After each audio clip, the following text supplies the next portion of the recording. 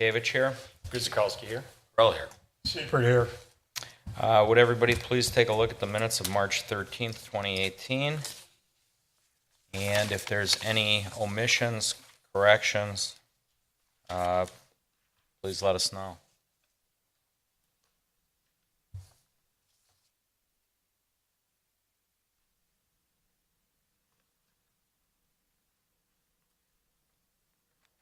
Seeing none, motion.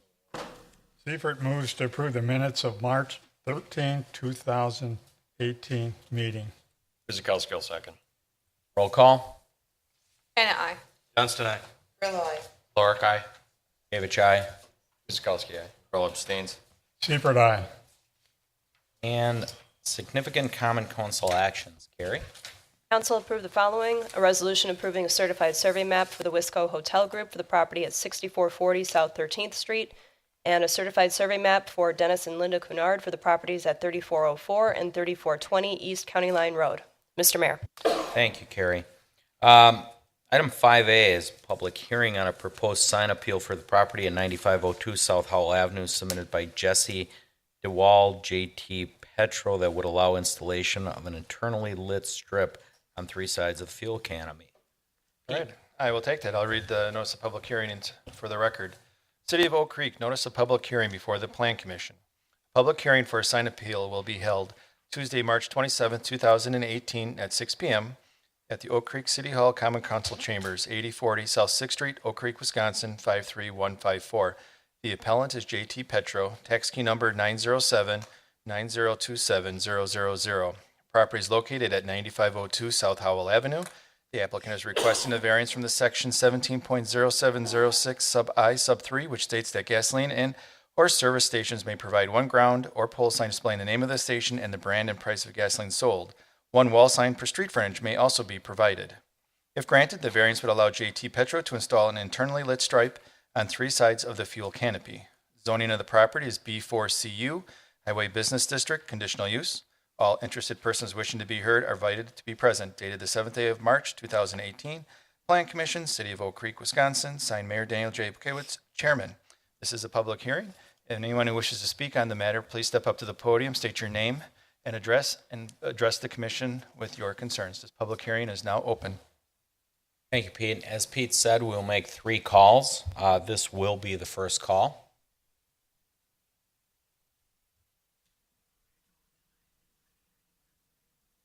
Second call.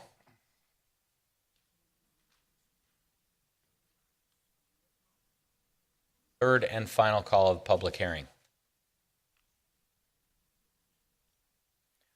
We'll now close the public hearing and go on to 6A, and that is consideration of that sign appeal for the property at 9502 West Howell for JT Petro that would allow the internally lit strip on three sides of the fuel canopy. This time I'll open it up to the commission for questions, comments. If I can add some comments, this is similar to other gas stations in the city that we have canopies where we have the lighted stripe. Quick Trip was probably the most recent one that asked for a variance. The way our code is written, if you illuminate it, it becomes a sign. You have to, you can't, in this particular case, have more than 2 wall signs. They have the BP Helio, which is on the west elevation, as you can see on your screen there. That is 1, and then we consider the stripe on each elevation individual sign. So we got a total of 4 signs. That's why they're asking for a variance. As you are aware already, we will be updating our sign code. Wally would be, if he was here, you'd probably say, Pete, we should really revisit the sign code. We should need to rewrite it. Most likely, we'll be addressing this type of signage in the future when it comes to gasoline stations. Thank you, Pete. Pat? I think the Quick Trip, where we denied some things, they had the strips, their colors, and the Quick Trip verbiage on on 4 of them or something like that, which we thought was, and they had the rest of the signage. So this is only the BP logo on the one side, correct? Yep, and then there's the stripe. The stripe is actually up right now. It's just not illuminated. At the time that they applied for sign permits, they were not going to pursue that, but they changed their mind and now would like to have that same type of illumination as other gas stations throughout the city. Good decision. I'm fine with it. Fred? Yeah, I don't see any problem either. We've got a number of stations in the community that've got an extra sign or two on their canopy and on their entrance of the building. So this doesn't seem to distract from the normal business. So I don't see any problem. Hey, Mayor, just a point on that, with some of these gas stations coming in and out, and they keep the stripes, but they lose the sign, becoming independent, I think, having the BP logo up there is actually a plus than just the stripes, because you get a lot of them in our community and surrounding that we're losing the actual name. The brand, right. Thanks. Pete, do you know if this is a 24-hour operation? I do not recall if it's a 24-hour operation. Not that it matters. I don't have an issue with it. Do we need to spell out which three sides, or just? any three I would sides? encourage, to include the northwest and south South. elevations. In your packet, I believe they had they highlighted their, it's not in my packet, but they highlighted the east side as well, which is not the case. They only want the north, the west, and the south. Anything? No, actually, I was just looking at the screen here, and it seemed like it's a good enough setback from the intersection, so I don't see any interaction or impact, so it should be okay. On? Okay. Chris, anything? Oh, that's it. No? Ed, you did have it down as 6A, but I think you're talking about B, the Boyland. Correct? Yeah, because we're on A right now. That's okay. No biggie. Just wanted to clarify that. I'll just put it in there too. I'm fine with the setup. We asked that this gas station actually up their game a little bit, and I think this actually does do that from what it was. Hopefully, whoever has the gas station or the car wash takes the cue and feeds off their good intentions of modernizing. I think in the end it'll be a vast improvement to the corner from what it was, so I'm fine with it. Again, just stipulate what sides the stripes will be on, as Brian indicated. Seeing nothing else, motion.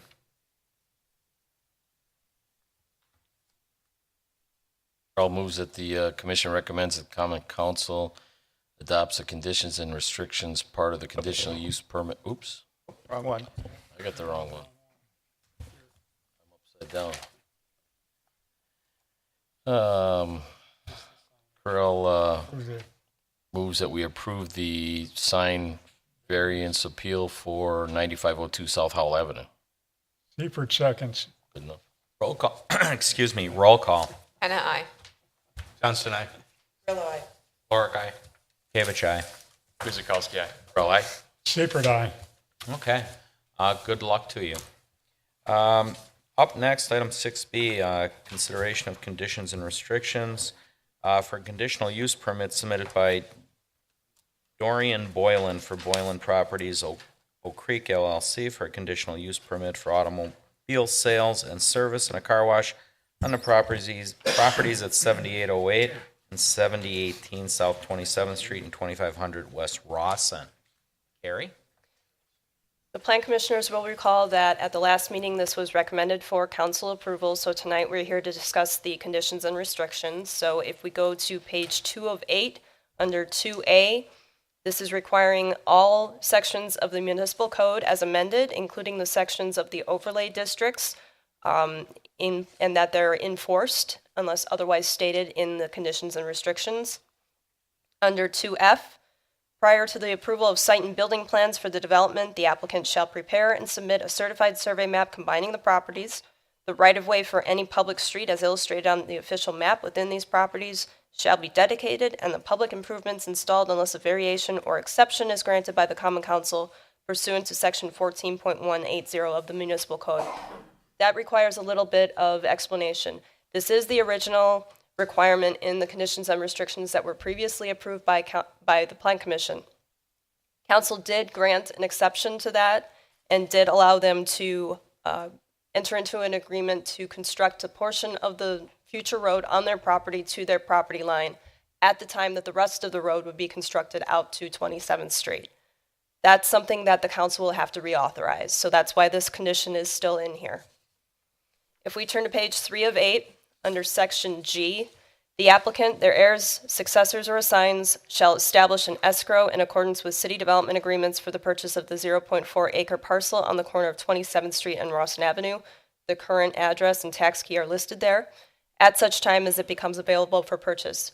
You'll recall at the prior meeting, this was a discussion point that was between the consultants, the landowners, and the city staff regarding purchase of that corner piece. Some future development on that corner could include either the gateway signage that we had previously discussed, or an expansion of the current conditional use to incorporate that property, but that's something to discuss at a later time. This is simply establishing an escrow so that there is some satisfaction on the city's and that parcel will become part of the larger development. Under section 3A, 1 automobile sales and service facility and 1 private car wash facility in accordance with these conditions and restrictions is allowed on the property. This is for clarification purposes. And then it also states that other uses allowed by the district, permitted by the district, are also allowed on the property. Hours of operation will be between 6:30 and 9 p.m. Monday through Saturday. That's based on the request by the applicant. This incorporates the sales and service as well as the car sales. So sales of parts versus sales of cars, that's all incorporated in these hours of operation. Under 3D, this is establishing no outdoor storage of flammable or hazardous materials, including no indoor storage of those materials, except for those minimum quantities necessary for the operation of the permitted principal use. In other words, if they're going to do an oil change, they can only have so much on hand that will allow them to do an oil change. We're not going to be allowing them to stockpile things in their facility.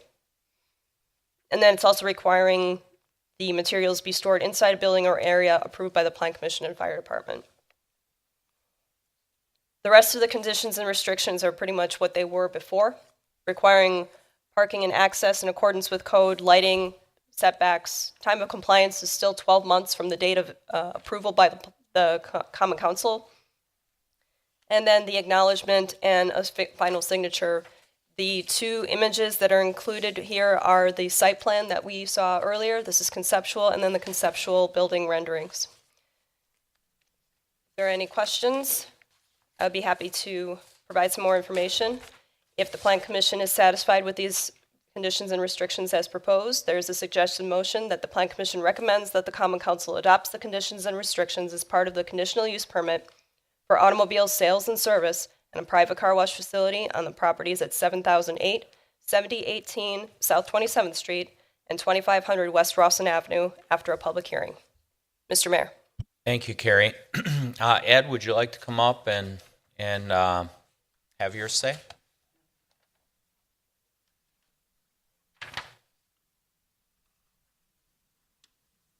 Edward Lasowski, 6988 South 27th Street.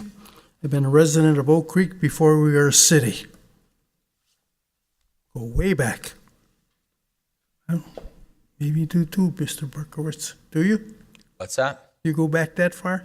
No, sir. Few people do. I go back about 30 years. Oh, well, I'm before that. Yeah, you got me beat. Yeah, you can tell the way I walk. I'm concerned about the car wash and everything on that property, okay? You come out of there, it's wet. There's going to be a lot of water going on the highway, 27th Street, which is a highway.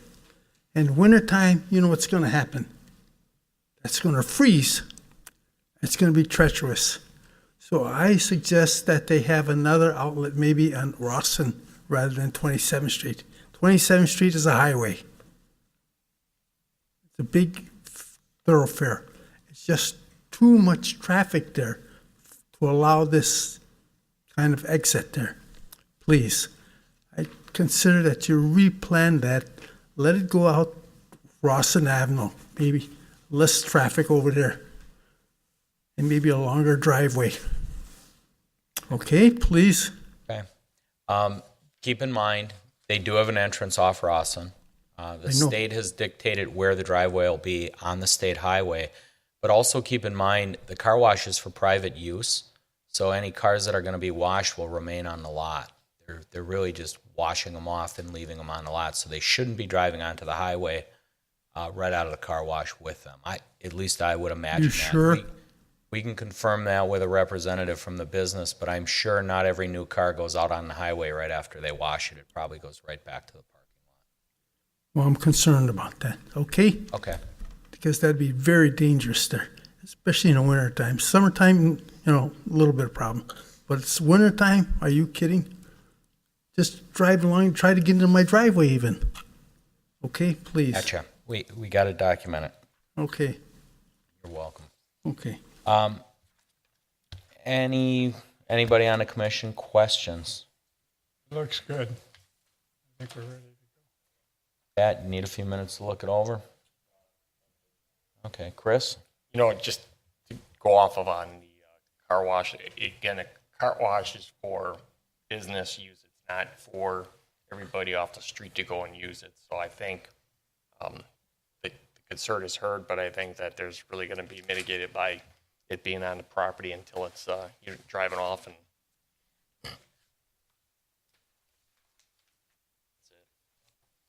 Fred? Long? Brian, any comments concerning anything? How about you, Christine? Actually, I do have a question. I noticed on the first page here that this lot is on a wetland. So, There are wetlands on the property that have been delineated, that's true. so how are they going to be addressing the wastewater from the car wash? Hopefully, it's not going to be in the wetland. Well, that water should be contained through Correct. wastewater. Exactly, so that should be part of this document saying that to ensure that the wetland is not going to be impacted. I'm pretty sure the DNR would be very interested to see that. We typically don't require that as part of the conditions and restrictions because it's addressed at site plan review and also as part of the development agreement for the stormwater management.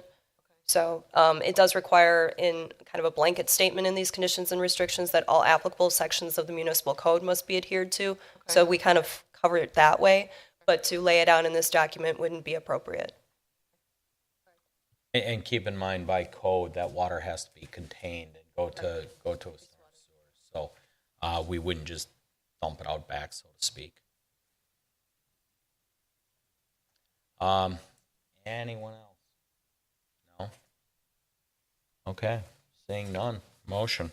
Seipert moves that the Plan Commission recommends that the Common Council adopt the conditions and restrictions as part of the conditional use permit for automobile sales and service and a private car wash facility on the properties at 7008 and 7018 South 27th Street and 2500 West Rawson Avenue after a public hearing.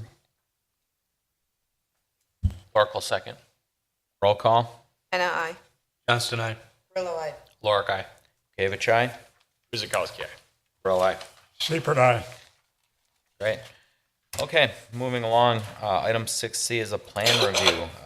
Review of site, building, and landscape and lighting plans submitted by Samuel Dickman, the Dickman Company, for a new building on the property at 10861 South Howell Avenue.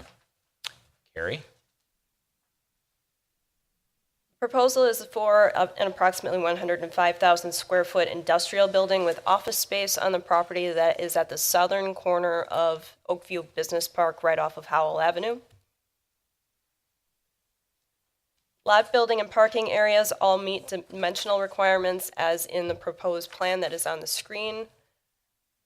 You will note that this is the property that is just east of the existing We Energy substation that was approved last year. So the access will be shared off of Howell Avenue with that We Energy's current access. The gate will be moved further west so that there is still some maneuverability for the proposed property as well as protecting that access to the substation. The driveway will be widened to 30 feet and paved.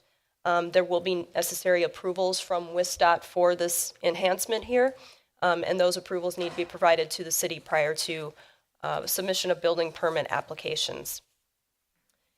In the proposed plans, there are 12 loading docks on the south side of the building. There are also 2 large overhead doors, one on the south side of the building outside of the gated area, and one on the west side within the gated area. It's a little bit difficult to see, but basically from the loading docks and to the west is a proposal for outdoor storage, which will be addressed in the next agenda item. Employee parking is located on the north side. There's 111 parking stalls that are called for.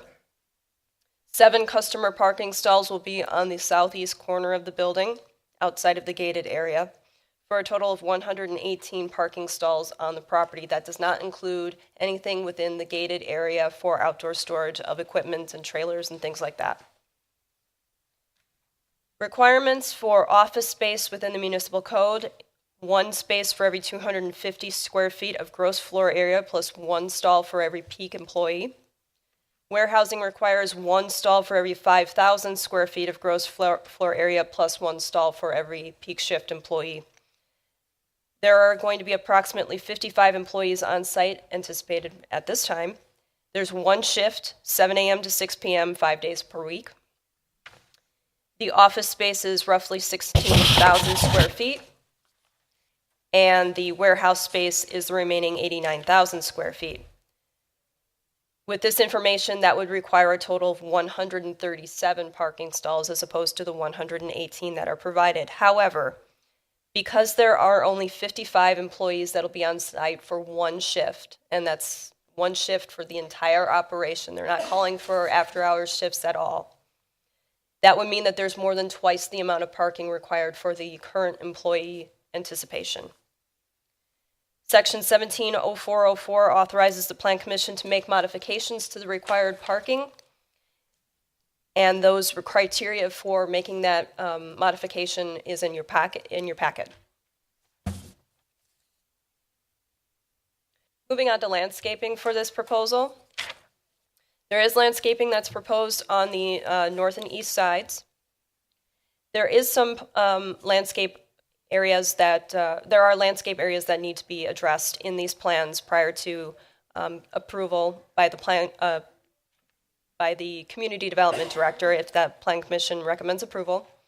On the north side, there's approximately 300 to 320 linear feet that is not calling for landscaping to kind of screen those parking stalls, and that is a requirement. There is perimeter landscaping in the code that's required for parking stalls, even if they are not abutting a public right-of-way or a residential district. Additionally, landscaping may be required between Howell Avenue and the proposed stormwater detention pond. There's nothing called for right now, and there probably will be something that will need to happen there. There's also no screening or plants that are going to be provided for screening any of the outdoor storage. However, that is going to be behind a fence, and the closest part of that to Howell Avenue is more than 175 feet. So it's not really something that will be seen directly from the road, but again, there's nothing around the pond that'll provide any kind of screening there either.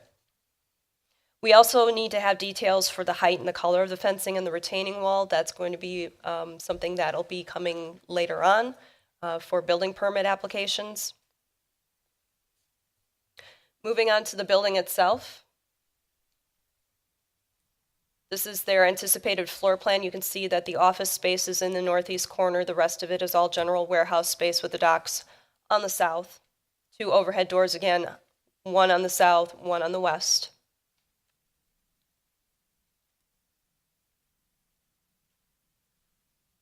The office space will actually be 2-story. When we get to the elevations, you'll get to see a better image of what that will look like.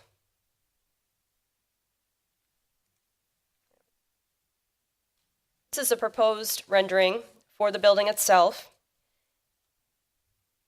The exterior building materials include painted precast insulated concrete panels in white and 2 shades of gray.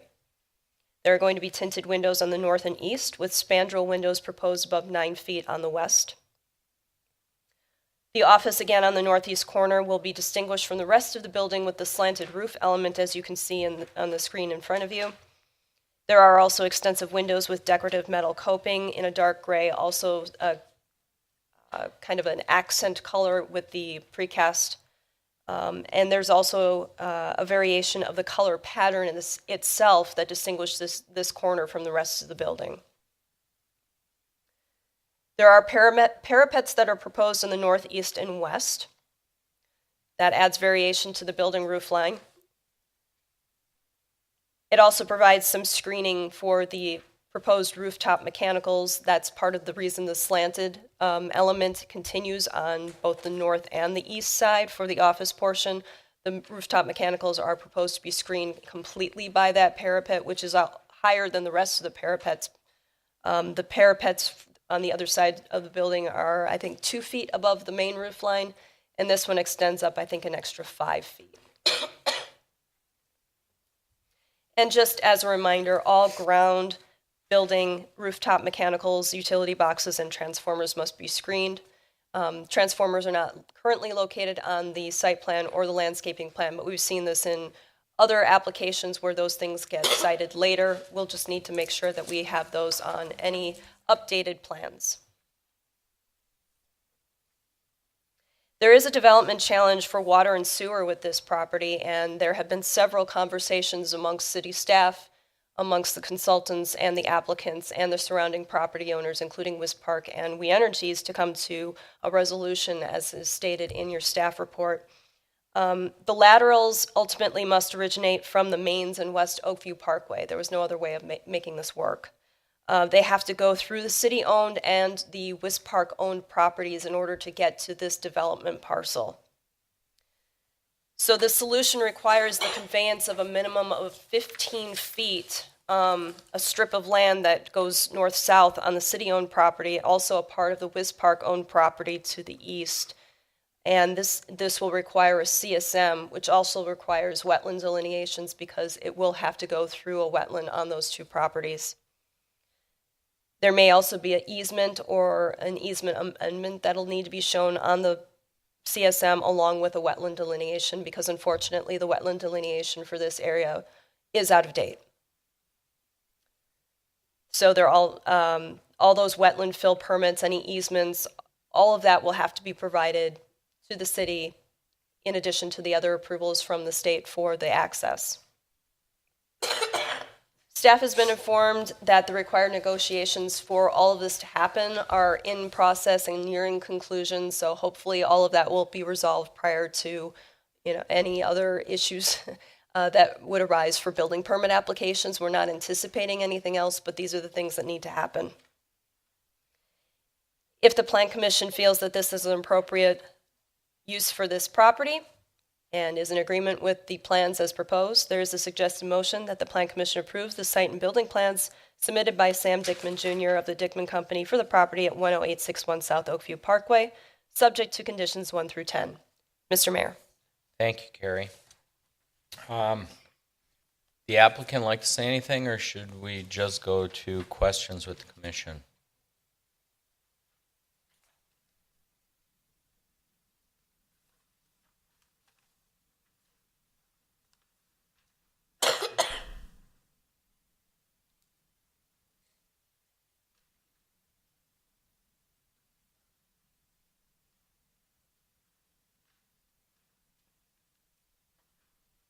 Okay.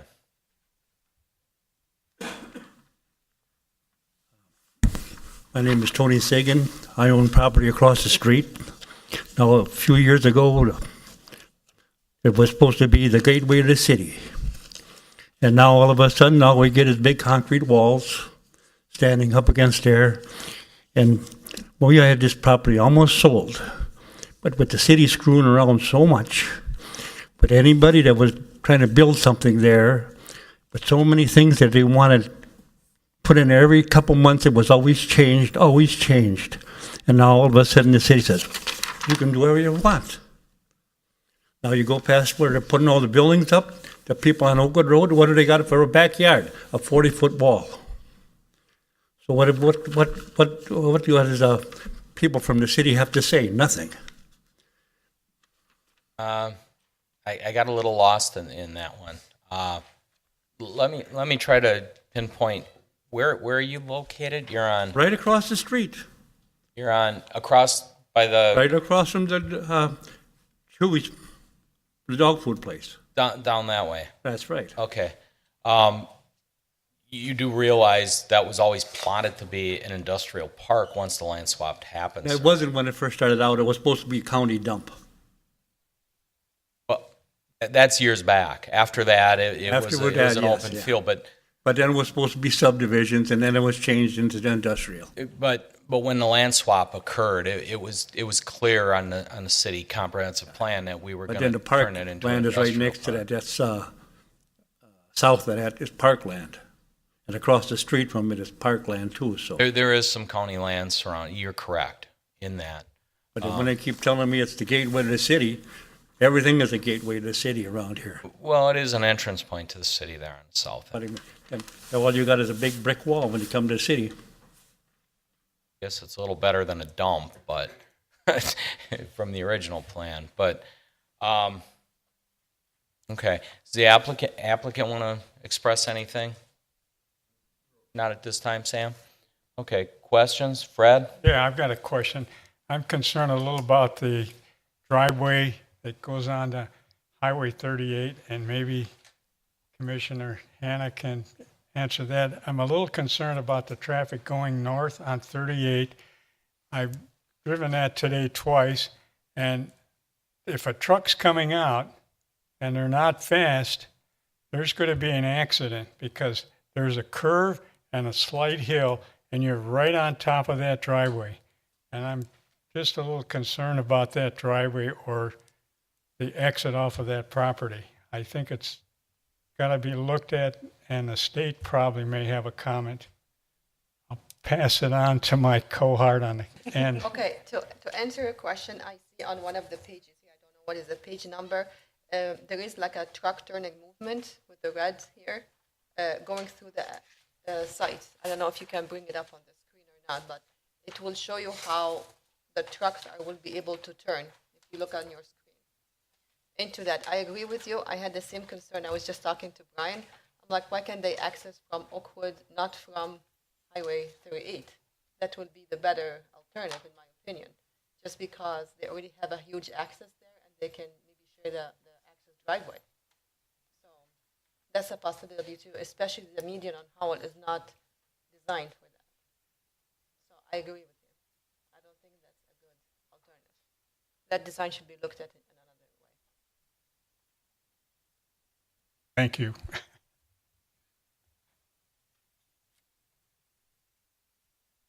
Brian?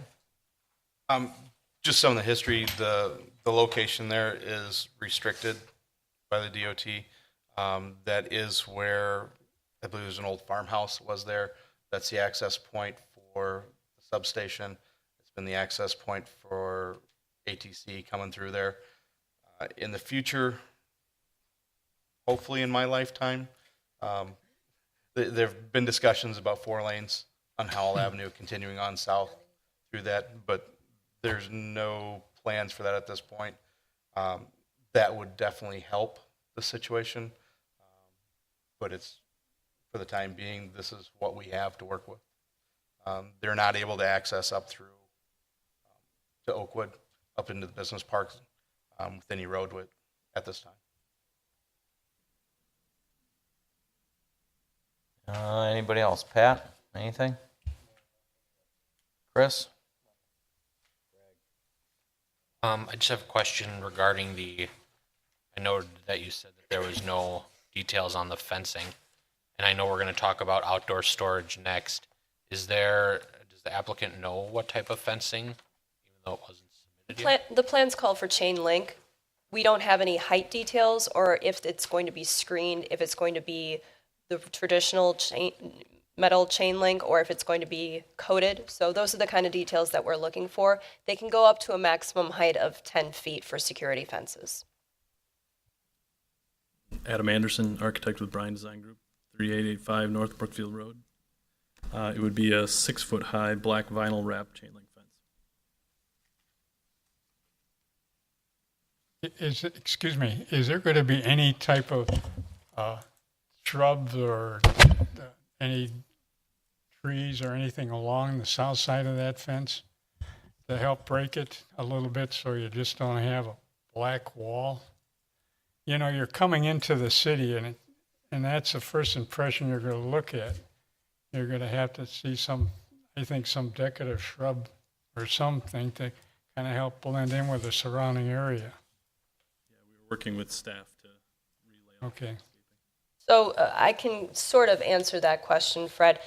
The proposed fence is going to be 20 feet, 21 feet off the south lot line, and there is an existing tree line on the county property there. However, as mentioned in the staff report, there may need to be some additional changes to the landscape plan. We just haven't gotten there yet. Okay. That it, Greg? Dawn, anything? Nobody else? Okay, I guess I'll just stick in a couple. The building itself, from an architectural standpoint, I like it. It's broken up as much as it can be for what it is. It's an industrial warehouse office space in an industrial park. So we get a fair amount of glazing in there. The panels are broken up. Change the color of it. It's rather nice. As far as it goes with the stormwater, are we all worked out with what's going to the pond with this piece and how it's been worked into the existing stormwater management plan? Nothing yet. Nothing yet? Nothing yet. So how do we get around that one? Is that being negotiated? What's going on with that? Because we're looking for approval here. As this is designed right now, the grading plan, basically the whole rear half of this lot is going back to Pond 5 from Oakview Business Park. Right. Everything from the front is going to the front detention pond that gets discharged into the ditch, and that runs south down the state highway down to the Root River. We don't have any plans for this yet, or anything kind of worked out yet on this as far as stormwater goes. Because there's quite a bit of charts in here for Yep. stormwater and the whole thing, but to tell you the truth, they all look the same to me. You know, being an untrained, not like I'm a water engineer guy, so can the ditch handle it? Because I see the county has issues about the ditch. So I don't know if you got that deep into the weeds, not a pun intended, but how we looking with this? I mean, it concerns me about the stormwater. Sir? Yeah, Rizal Iskandarsa, ISKANDARSJACH, GSD Professional Services. We just moved. Let me think about this. West 238 North 1610 Bussy Road in Waukesha. I am the stormwater civil consultant for Sam Dickman and Brian. So a stormwater management plan was submitted, and my understanding is Phil is reviewing it at this time, and it's just under review. And Brian is correct. The back half, shall we say, drains to an existing stormwater detention that was part of the Oakview Business Park, and then the front half, the east half, is to this new stormwater that we're proposing on the eastern portion of the site. And then if I could add one thing going back to the access question, correct me, Brian, but there was a TIA for this entire development, and according to the TIA, we were only allowed one access point from Elm Street down, or Elm Road down to the county line. We were only one. The DOT will allow only one access point for all the development there. So that's why we're sharing that one access point with We Energies. And also, if there are any development on the county land to the south, they will have to use that same access point too. And there is an existing easement on the far west end of this property where they will access that point. So again, that was like part of the traffic impact analysis in the original Oakview Business Park plan. Okay. Thank you. You're welcome. Just before you run away. Can I ask one more question? Yes, go, Certainly. please. On the entrance coming into the site, I know you're trying to keep the trucks and the cars separated from that same access point. To me, that looks like it's getting more confusing, having that island out in the middle.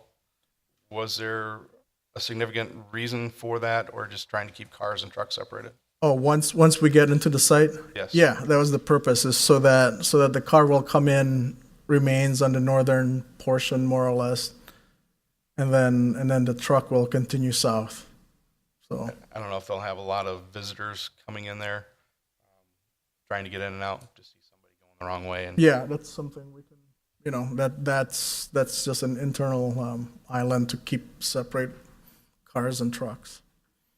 And also, just one more thing, we are working with Kevin Kenke on the adjustment of the XL decel lane with the DOT. So is the pathway going to continue through the driveway, or are you just going to have the ramps going across? There's the multi-purpose path that runs on the west side of Howell.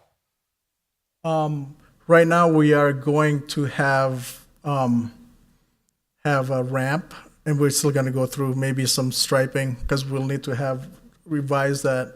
Right now it's just a path, asphalt. We need to revise that to a more heavy-duty asphalt because the truck will be crossing it. So, but I'm assuming some sort of striping, crossing, and so. Okay. Any other questions for him while he's up here? The only other thing I have is some additional landscaping, and we'll. Yeah, Look that's at that, something so. we'll work with Carrie on. And there's probably a couple stormwater questions in there too. I'm waiting from Phil. Yeah, whatever he, we'll address whatever Phil has concern. We'll address that. Okay. Anyone have any other questions, concerns? I just have one other statement. It's more for developers, just an understanding that the CSM is going to be critical for this, and that has to be in place before the building permits. So we're all working on the same page to get that there. Repeat again, what was the result of the TIA that you did? I didn't do the TIA. Who did the Was Taddy did the TIA, and basically for this portion, the DOT will allow only one access point from Elm Road down to the county line for everything. I guess all the parties on the west side of Howell.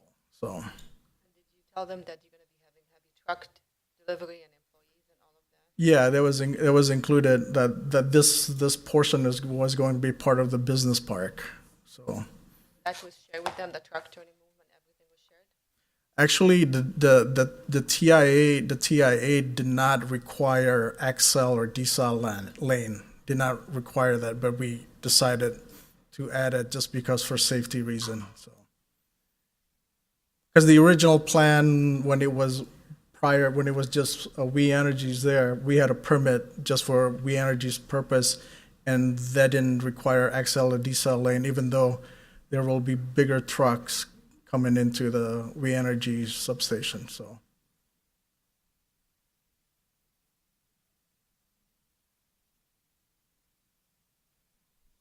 And just, I guess one more thing, the county had requested to move some plants in a letter dated early February. Is anybody aware of that?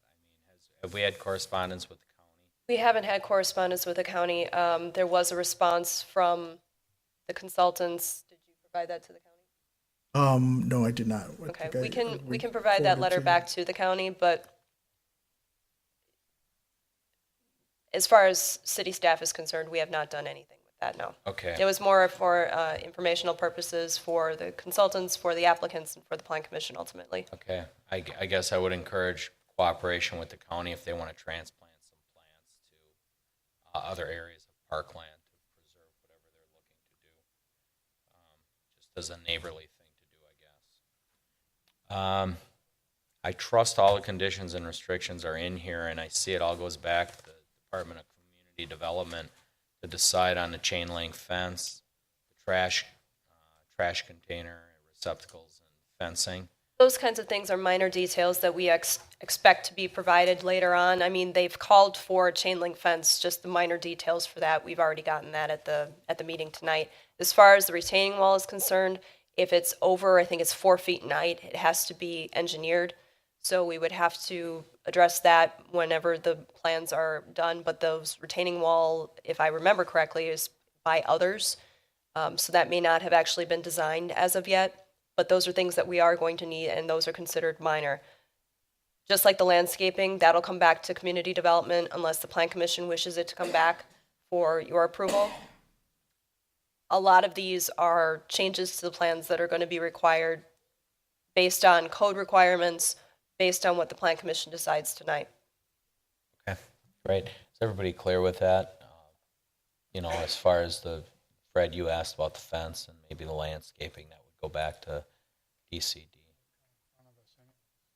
Well, actually, it wouldn't unless we requested to. Am I correct with that, Carrie?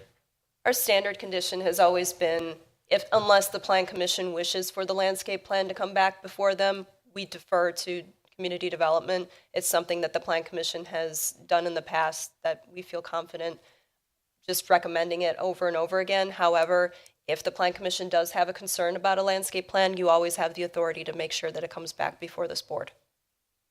I'm kind of a little concerned because it's kind of the entrance into the city, and that's one of the first things people will see.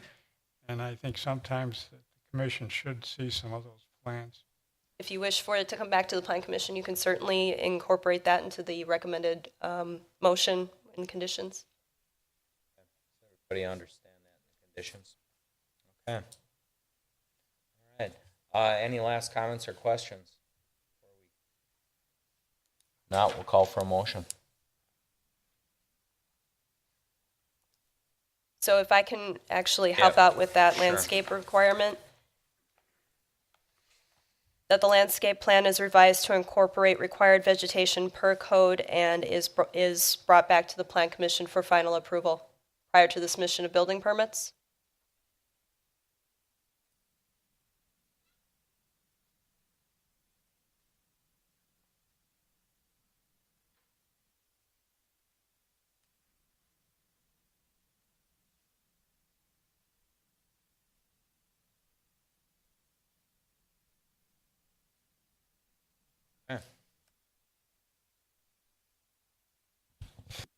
Which brave soul's gonna take a stab at it? You want to? I'll help out, certainly. Lorick moves that the Plan Commission approve the site and building plan submitted by Sam Dickman Jr., the Dickman Company, for the property at 10861 South Oakview Parkway with the following conditions. Number 1, that all relevant code requirements are in effect. Number 2, that the copies of all access approvals and agreements shall be provided to the city prior to the submission of building permit applications. Number 3, that the landscape plan is revised to incorporate required vegetation per code and is brought back to the Planning Commission prior to submission of building permit applications. Number 4, that the plans are revised to include details for the proposed chain link fence and gate around the outdoor storage area. Number 5, that a copy of any wetland fill approval and/or permit from the Wisconsin Department of Natural Resources is provided to the city prior to the submission of building permit applications. See condition 9 below. Number 6, that the plans are revised to include locations of all mechanicals, transformers, and utilities. See condition 10 below.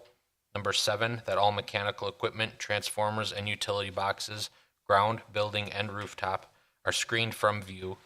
See condition 10 below.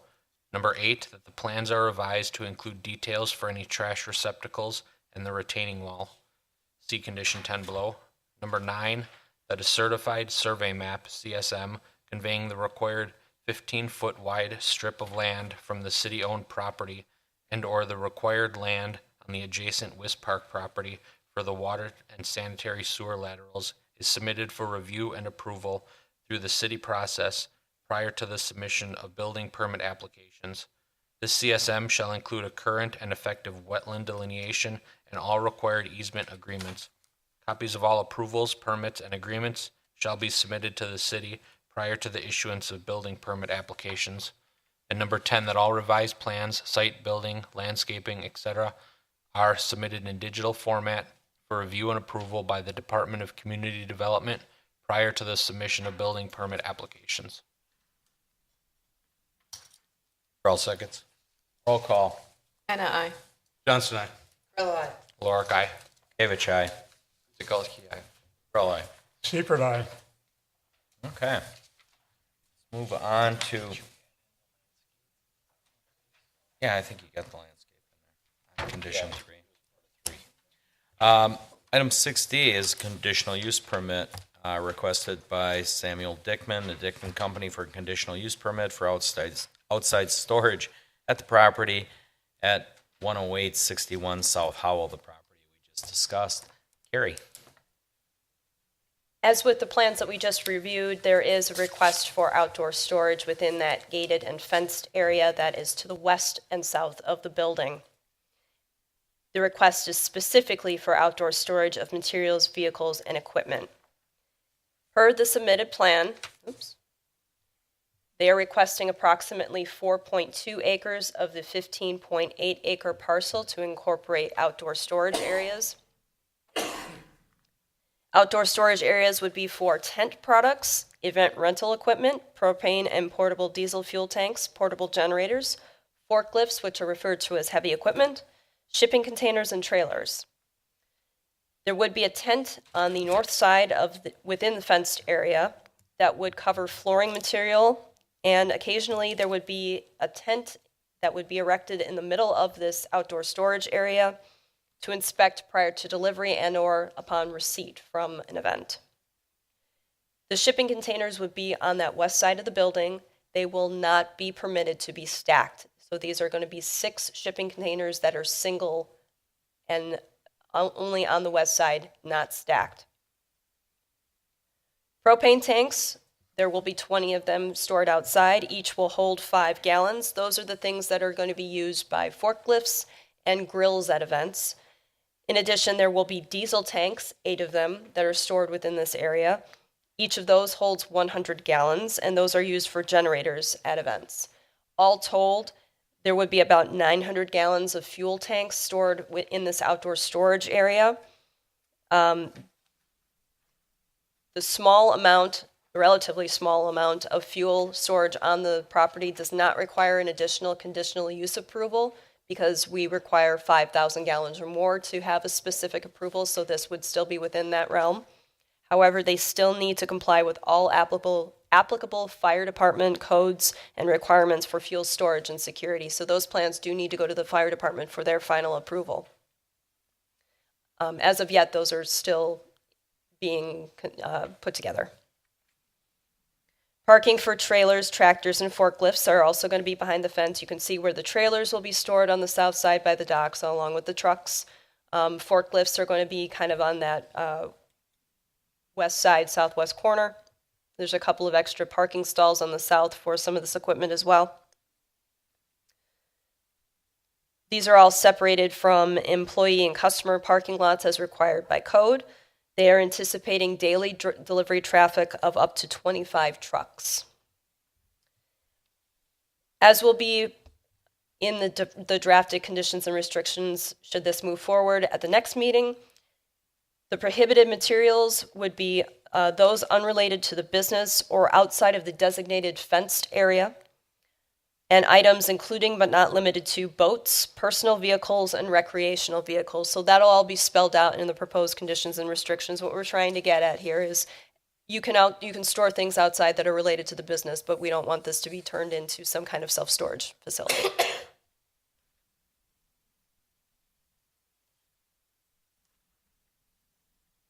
If the Plan Commission feels that this is an appropriate use for this particular location, there is a suggested motion that the Plan Commission recommends that the Common Council approves a conditional use permit for outdoor storage of materials, vehicles, and equipment on the property at 10861 South Howell Avenue after a public hearing and subject to conditions and restrictions that will be prepared for the Commission's review at the next meeting, which is April 10th. Mr. Mayor. Thank you, Carrie. Start off questions from the commission. Yeah, I have one for the fire department.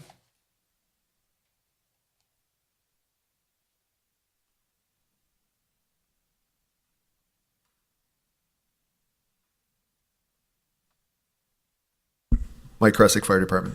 I might, just a question about diesel fuel.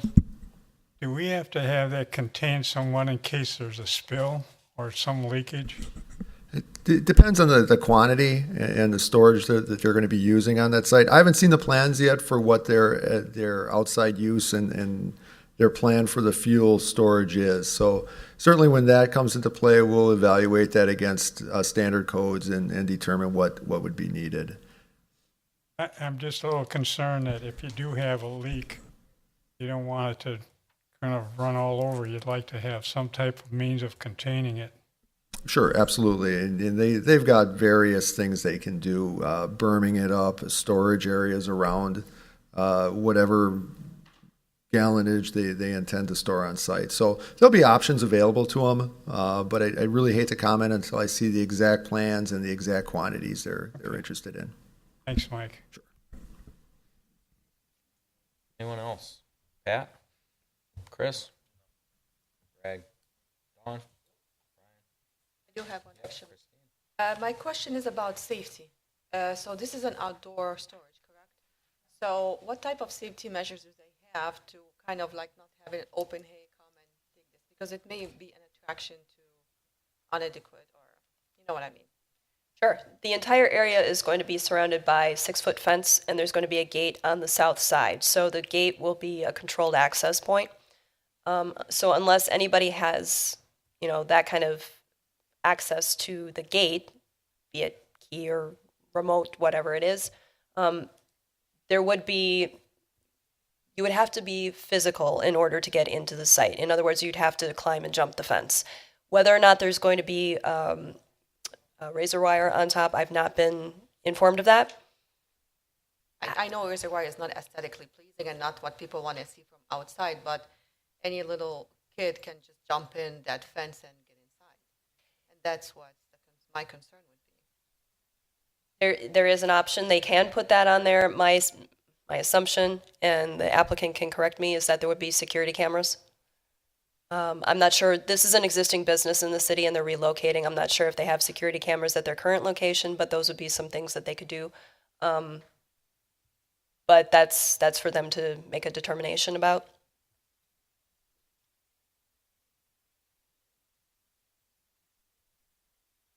This is a nationwide company, and I've taken a look at some of their other outdoor storage locations. Some of them actually aren't even fenced.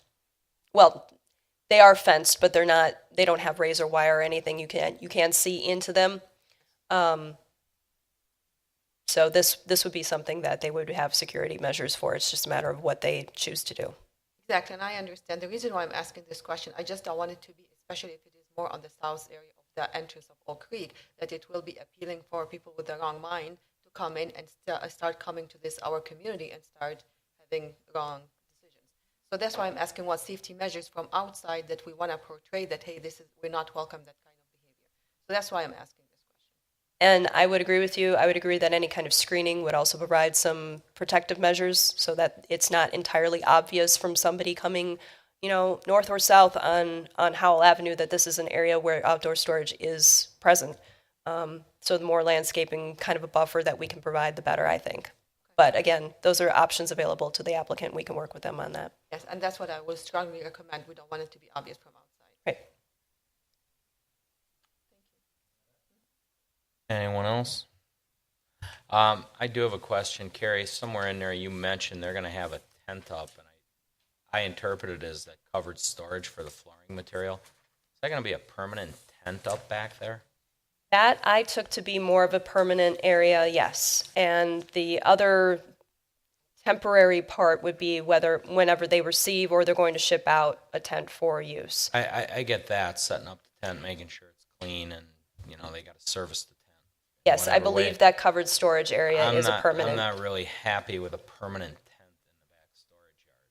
I'd rather see a permanent lean-to or whatever, but I really don't want to see a tent up there for the next 20 years.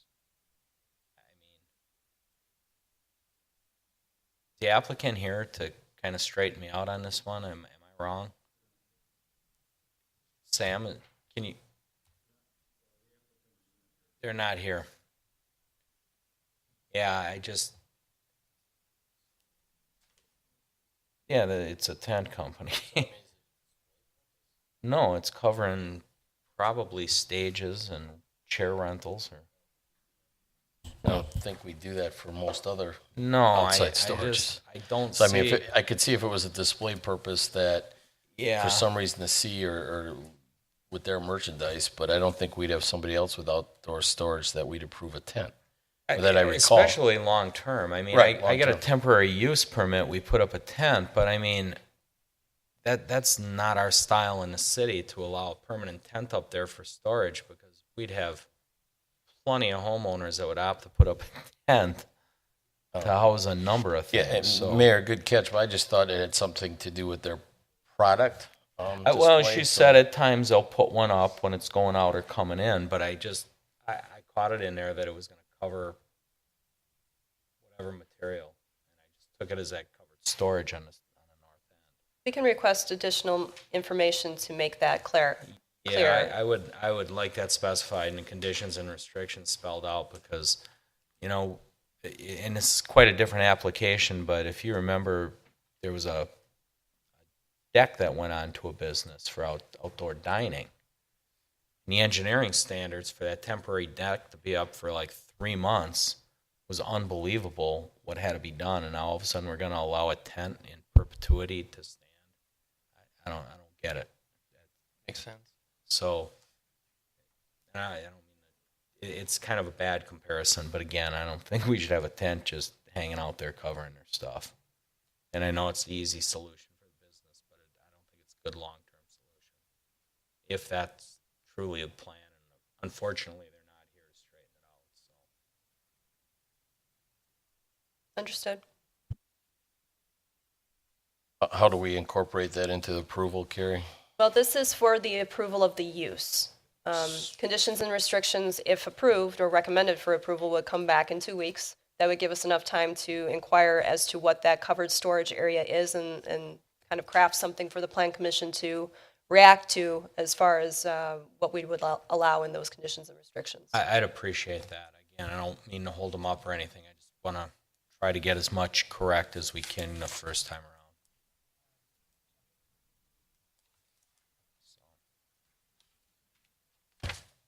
We'll also inquire as to their security measures, what they're willing to provide. Okay, thank you for doing that. With that, I guess we'd go to a motion. Earl moves the commission recommends that the common council approves a conditional use permit, outdoor storage of materials, vehicles, and equipment on the property at 10861 South Howell Avenue after a public hearing and subject to conditions and restrictions that will be prepared for the commission's review at the next meeting. Seifert seconds. Roll call. Hannah, aye. Johnson, aye. Grillo, aye. Lorick, aye. Kavich, aye. Guzekowski, aye. Earl, Seifert, aye.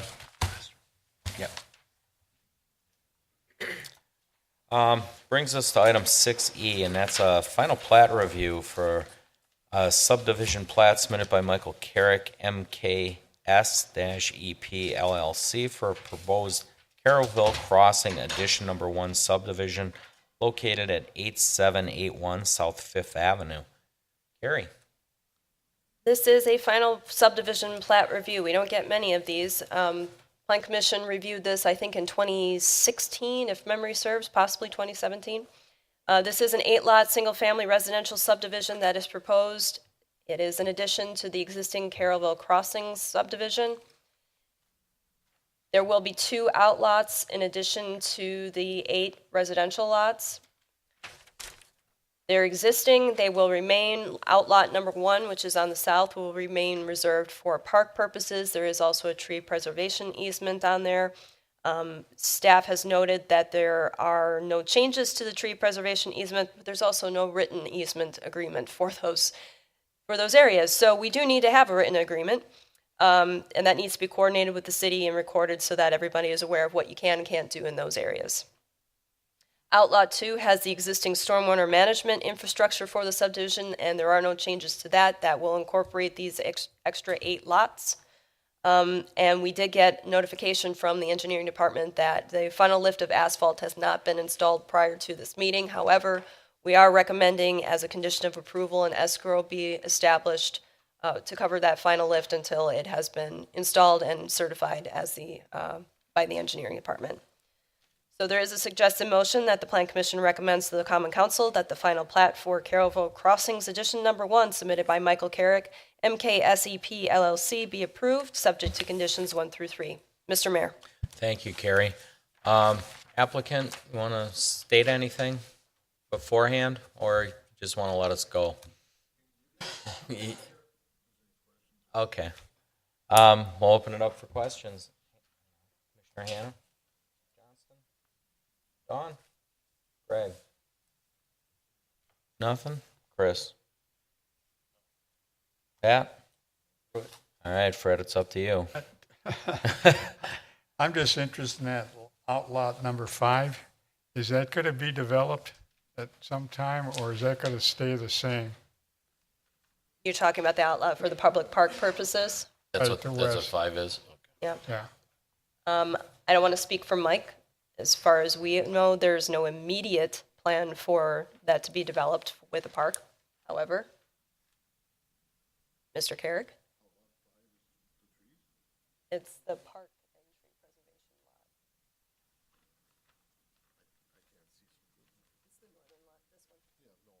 lot. No, there's nothing. You're going to leave that right Yes. now? Okay. We also don't have any tents here. Worry about- and we shouldn't store any diesel fuel, so. Great. Can we get your name and address, Oh, please? Mike Carrick, 11600 West Lincoln Avenue, West Dallas. It is nice to see the subdivision, looking like it's finished off, and there is quite a demand for the homes going in. So that's a really good sign for the city. So Thank you. great. Hope it develops well for you. I myself do not have a lot going on here. We actually, we kind of went over this a couple months back pretty heavy, didn't we? About everything. So, yeah, I think we're good. Brian, any stormwater concerns? It's all taken care of? We're good? No, actually, just to give you a little background of this, we've had a history with the detention pond out here that there's like a sand seam through there and not holding water. So as part of this, Mr. Carrick went through and lined the pond with clay, and it is holding water so far. So Oh, that's it's good actually an news. improvement. So once again, development improves stormwater management. Yes. That might come in handy one night. So, okay. If nothing else, motion, please. Oh, wait, I'm sorry. We do have a resident. Come on up. Sorry about that. My name's Eric Makarovich, 8725 South 6th Avenue. I don't really have any concerns with the actual neighborhood and the houses. We actually talked with Mike a while back about that when it was going to be condos. My biggest concerns are the construction traffic, that they would be going off of 5th and coming in on Cooper Court instead of coming in on 6th Avenue through the entire neighborhood and going back and forth through there.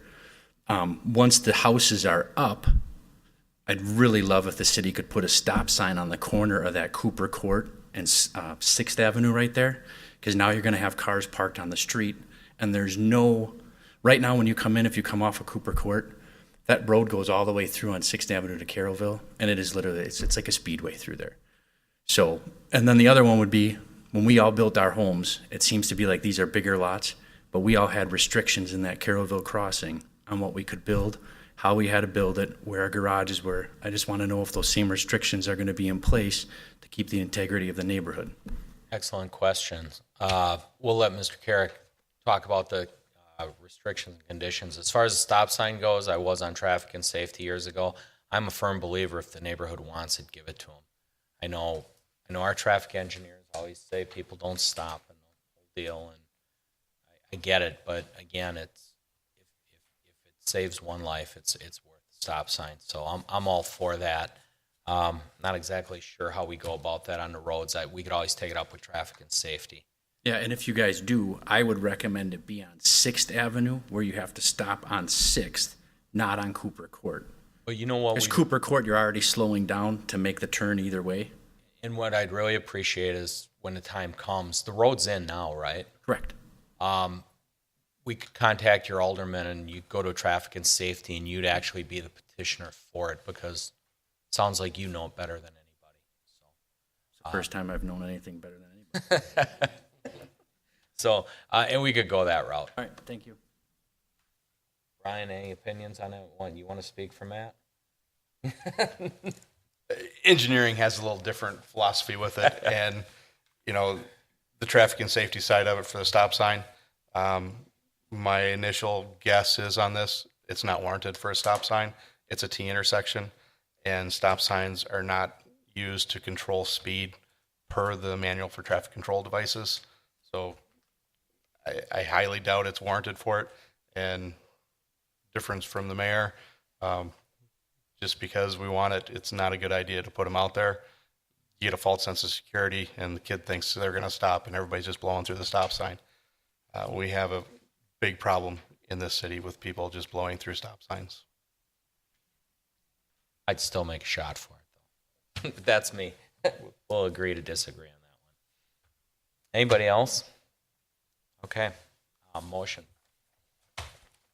Clerk moves that the Plan Commission recommend to the Common Council that the final plat for Carrollville Crossings Edition Number 1, submitted by Michael Carrick, MK SEP LLC, be approved with the following conditions. Number 1, that an escrow is provided to the city prior to recording the final plat to cover the costs of the final plat, the final lift of asphalt on the road until such time as it has been installed with certification by the engineering department.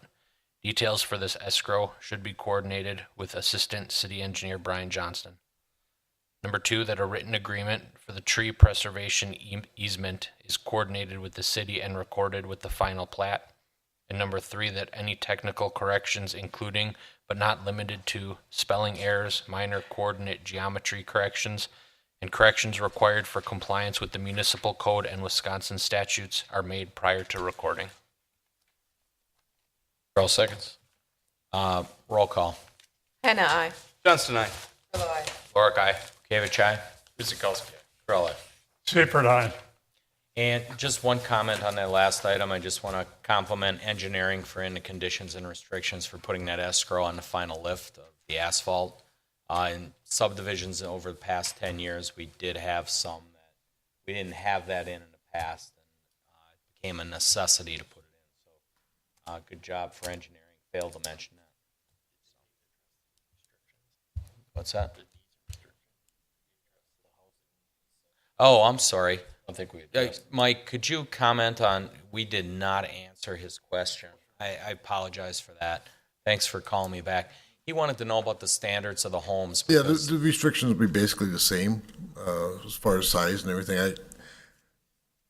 I built all the homes in the others. Yeah, did they call out for brick masonry on the front? I don't really recall, but whatever they are, they'd be about the same. I'd really encourage you to kind of get together with the neighbors there and I would spell it out before they start. I would anticipate. We've got one house sold. It's about 2,200 square foot house, and I anticipate most of them to be a little bit. Some of the houses there are probably 2,500. I anticipate some of these might be 22 to 2,700. Homes have gotten a little bit bigger since. I think the minimums out there, I think they were like 1,700 for a ranch and 2,000 for a 2-story. But I'll go through all that, and I apologize I'd for not appreciate knowing. it if you talk to the neighbors so they got a good understanding. I think some of them want to buy lots, so it's Coming. pretty good. Okay, great. Sorry about that, guys. Hopefully. Yeah. And thank you very much for your time. Yep. Last but not least, item 6F, to the most patient guy in the room. It's a request for a temporary use submitted by Matt Sauer of Farm and Fleet Oak Creek for a temporary outdoor display of merchandise on the property at 501 West Rawson.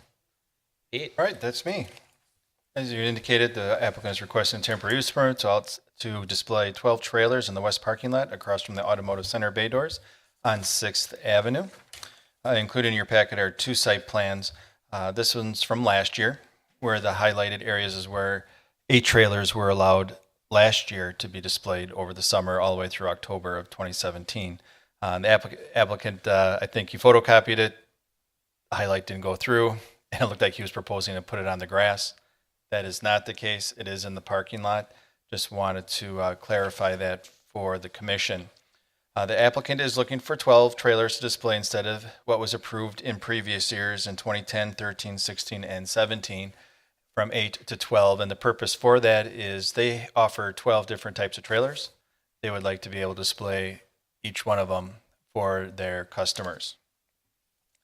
As in years past, we have not had any complaints regarding this. This is located not along Rawson Avenue, but along 6th Avenue, so it's not just right along the roadside being displayed. But with that said, staff as always makes a comment when it comes to outdoor displays. City staff does not recommend that type of use outside in parking lots of commercial districts. However, it's always up to the discretion of the Plan Commission if what is being proposed is within reason and is appropriate for the site in question. With that said, staff does suggest the motion that the Plan Commission not approve a temporary use permit for the temporary trailer display at 501 West Rawson Avenue. However, if the commission does not concur with staff's recommendation, we do suggest continuing to limit the number of trailers to 8 and then have the expiration expire as of October 1st, 2018, for fear that, it was 8, then 12, 16. Hey, how about 20? Hey, how about, where do we draw the line? So staff is recommending to keep the line at 8, and they can decide what 8 of the 12 they want to display. Rotate them. Thank you, Pete. Questions from the commission, comments? Pat? Where do we put the produce truck? Isn't that over there? I believe the truck was on actually the east side of the. Got to make sure my yeah, that's right. We switched that's where they wanted it. Yeah, they moved it over there, but got it. Yeah, this location will be what in years past, and I believe we didn't have issues. One year we tried to have the condition that they would bring in the trailers at night, which you stay on top of that. Did not work whatsoever. Yes, tomorrow was the answer. Next time, and someone would forget, and we dropped that condition, and I don't think the trailers were not 19-foot, 30-foot trailers that were sitting out there. They were residential type commercial trailer, or not residential type trailer, utility trailers. Brad? I'm fine with 8 of them. Oh, you're okay with 8? I don't see any problem. We've done it in the past couple of years, and I would go along. I'd like to see a start date. Are we talking April 1st to October 1st, or? From the time that you approve the temporary use permit. If you want to limit it to a later start date than tomorrow, that's up to the discretion of this commission. But at this point, after tonight, the permit would be granted and would expire as of October 1st, 2018. Chris, opinion? I'm on the fence. This is a reoccurring theme every year. And where do we start and stop again? So kind of on the same wavelength as the side over here. Probably maybe limit it to 8. We want to hear from the applicant. Why do they want to increase it? What's the purpose? Would you like to speak? Name and address, please, and the question is, why are you looking for 12? David Leslie, 8580 South Ventana Drive. I'm one of the assistant managers there, speaking on behalf of Matt, who is the applicant. The reason for 12 is we regularly carry 12, and throughout the past few years, we've always had these 12 trailers. However, we've only been approved 8. So we would just like to be able to represent all of our selection. Obviously, it's hard to be able to tell you how much we'll carry 5 years from now, but can't imagine we'll be carrying 30 or 20 like you guys imagine. We only have limited space on that side of the parking lot anyways. So we just want to be able to represent every selection we have for all of our customers. Let me ask you this. Has having 8 out there, has it impacted your sales? Do you notice I don't have any any metric, correlation? but between those like 6 extra ones, so if you can see on the floor or on our grid here, on the other side, the east side of our building is where we store all of our trailers. So if a customer perhaps wants to see one and not the other, they have to walk to the complete other side of our store. So it's more or less a convenient feature. I don't believe it's restricting traffic as much due to it being by our service center along that west side of the parking lot. And I guess with that in mind, if it were on that west side by the service department, I would actually be okay with showing one of each. I think our largest trailer is 12 feet, so it's no longer than what our parking spaces should be. I mean, I agree. I would have no problem with it. All 12, one of each that they're showing. I mean, there's been no complaints to date. I have no issue showing all that they have to offer. Brian? Okay. As far as I'm concerned, I mean, whenever I go to Farm and Fleet, I go up 6th Street. I wouldn't have a problem with the 12, to tell you the truth. I don't even notice them. I don't even think they're there. I think they're gone by half the summer. They're probably sold out and gone because I don't see them. And I'll tell you, when they have a tire sale, there's a whole lot more parked there than just trailers. That place is packed. Or when their toy blitz goes on.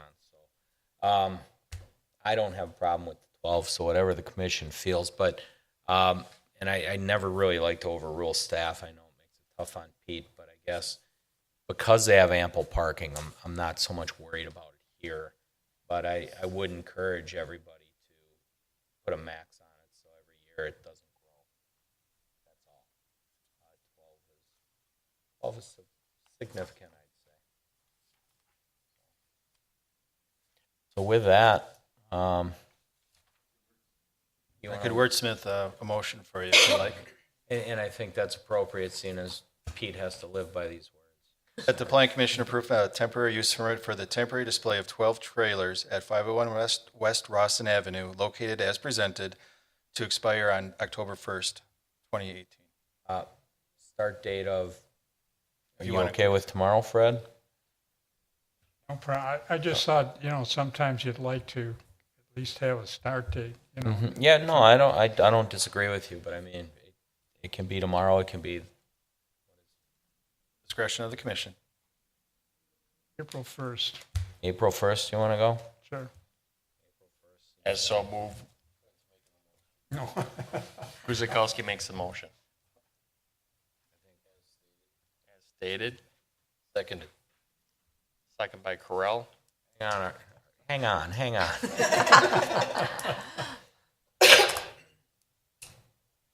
You want to Sure. That the Plan Commission approve a temporary use permit for the temporary display of 12 trailers at 501 West Rawson Avenue, located as presented, to start April 1st and expire October 1st, 2018. Not as eloquent as Carrie, but I try. make them, who wants So to moved. attach that motion? Fred? Guzekowski makes the motion. You're getting a second here. I'll second Roll call. Anna, I. Johnston, aye. Grillo, I. Lorick, aye. David, aye. Guzekowski. Perla. Seibert, aye. Great, brings us to adjournment. Grillo moves to adjourn at 7:24. Seibert seconds. Roll call. Anna, I. Johnston, aye. Grillo, I. Lorick, aye. David, aye.